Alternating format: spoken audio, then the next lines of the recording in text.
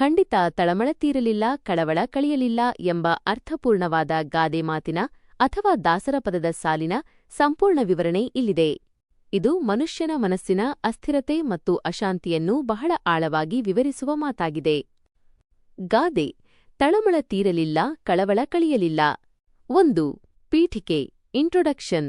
ಈ ಮಾತು ಸಾಮಾನ್ಯವಾಗಿ ಮನುಷ್ಯನ ಬದುಕಿನ ವಿಪರ್ಯಾಸವನ್ನು ತಿಳಿಸುತ್ತದೆ.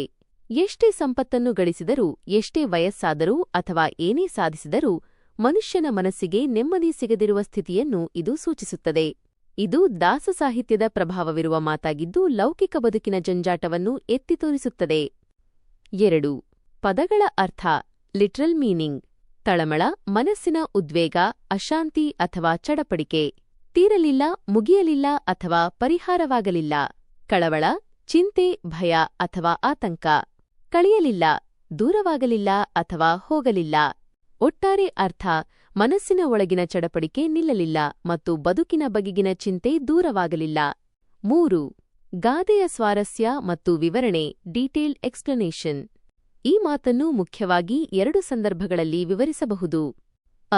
ಆಸೆಗಳ ಬೆನ್ನೇರುವ ಮನುಷ್ಯನಿಗೆ ಆಸೆಗಳು ಅನಂತ.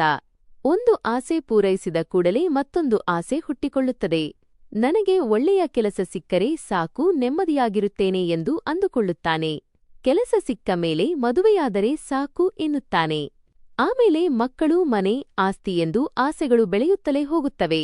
ಹೀಗೆ ಒಂದಾದ ಮೇಲೊಂದು ಆಸೆಗಳ ಹಿಂದೆ ಓಡುವಾಗ ಅವನ ಮನಸ್ಸಿನ ತಳಮಳ, ಚಡಪಡಿಕೆ ಎಂದಿಗೂ ತೀರುವುದಿಲ್ಲ. ವರ್ತಮಾನದಲ್ಲಿ ಬದುಕುವ ಬದಲು ಭವಿಷ್ಯದ ಚಿಂತೆಯಲ್ಲೇ ಮುಳುಗಿರುವುದರಿಂದ ಅವನ ಕಳವಳ ಕಳೆಯುವುದೇ ಇಲ್ಲ. ವಯಸ್ಸಾದರೂ ಬಾರದ ವಿರಕ್ತಿ. ಕೆಲವೊಮ್ಮೆ ವಯಸ್ಸಾದ ಮೇಲೂ ಮನುಷ್ಯರಿಗೆ ಸಂಸಾರ ಅಥವಾ ಪ್ರಾಪಂಚಿಕ ಮೋಹದ ಮೇಲಿನ ಆಸೆ ಕಡಿಮೆಯಾಗುವುದಿಲ್ಲ. ಪುರಂದರದಾಸರ ಕೀರ್ತನೆಯಲ್ಲಿ ಬರುವಂತೆ ಎಷ್ಟೇ ಕಾಲ ಬದುಕಿದರೂ ದೇವರ ಕಡೆಗೆ ಮನಸ್ಸು ಮಾಡದೆ ಕೇವಲ ಹೊಟ್ಟೆಪಾಡು ಮತ್ತು ಲೌಕಿಕ ಸುಖಕ್ಕಾಗಿಯೇ ಹೆಣಗಾಡುತ್ತಾ ಕೊನೆಯವರೆಗೂ ನೆಮ್ಮದಿ ಕಾಣದ ಸ್ಥಿತಿಯನ್ನು ಇದು ಲೇವಡಿ ಮಾಡುತ್ತದೆ. ಇಷ್ಟು ಕಾಲ ಒಟ್ಟಿ ಏನು ಮಾಡಿದೆ ಮನವೇ ಎಂಬ ಪ್ರಶ್ನೆಯೇ ಇದರ ಮೂಲ. 4. ಜೀವನದ ಪಾಠ ಲೈಫ್ ಲೆಸನ್. ಈ ಗಾದೆಯು ನಮಗೆ ಮುಖ್ಯವಾದ ಪಾಠವನ್ನು ಕಲಿಸುತ್ತದೆ. ನಿಜವಾದ ನೆಮ್ಮದಿ ವಸ್ತುಗಳಲ್ಲಿ ಅಥವಾ ಮುಂದಿನ ಸಾಧನೆಯಲ್ಲಿ ಇಲ್ಲ, ಅದು ನಮ್ಮ ತೃಪ್ತ ಮನಸ್ಥಿತಿಯಲ್ಲಿದೆ.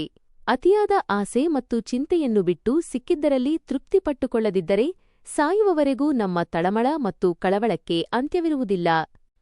ಉಪಸಂಹಾರ ಕನ್ಕ್ಲೂಷನ್. ತಳಮಳ ತೀರಲಿಲ್ಲ, ಕಳವಳ ಕಳೆಯಲಿಲ್ಲ ಎಂಬುದು ಕೇವಲ ಮಾತಲ್ಲ, ಅದು ಮನುಷ್ಯನ ದುರಾಸೆಯ ಕನ್ನಡಿ. ನಾವು ಯಾವಾಗ ನಮ್ಮ ಆಸೆಗಳಿಗೆ ಕಡಿವಾಣ ಹಾಕಿ ಇರುವುದರಲ್ಲಿ ನೆಮ್ಮದಿ ಕಾಣುತ್ತೇವೆಯೋ ಆಗ ಮಾತ್ರ ಈ ತಳಮಳ ಮತ್ತು ಕಳವಳ ದೂರವಾಗಲು ಸಾಧ್ಯ. ಇದಕ್ಕೆ ಸಂಬಂಧಿಸಿದಂತೆ